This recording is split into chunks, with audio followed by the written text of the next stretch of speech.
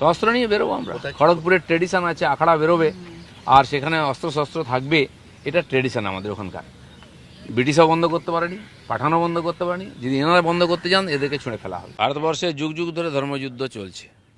মহাভারতের যুদ্ধে ধর্মক্ষেত্রে কুরুক্ষেত্রে সমবেতা যুদ্ধ বলা হয়েছে।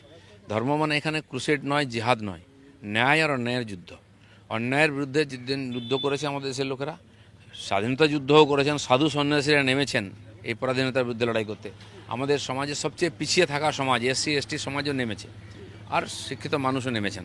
সেজন্য এখানে ধার্মিক যে কী বলে আয়োজন, ধার্মিক যে পরম্পরা, সেটা হচ্ছে ন্যায়ের প্রতি শ্রদ্ধা রেখে, তার জন্য লড়াই চলবে এখানে। তার বিরুদ্ধে যদি কেউ দাঁড়ায় তার বিরুদ্ধে আমরাও লড়ব। এইসব পোস্টার রাজনীতি টিএমসির মধ্যে নতুন কিছু না, চলতেই থাকে।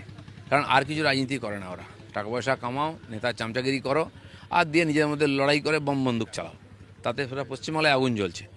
তো এটা অসম্ভব কিছু না। রাজনীতিতে অসহিষ্ণুতা, এই আয় ইনকাম কমে গেলে, ভাগবাঁটের অসুবিধা হলে এইভাবেই সমাধান হয়। তো তাদের পার্টির ব্যাপার, তারা বুঝে নেবেন।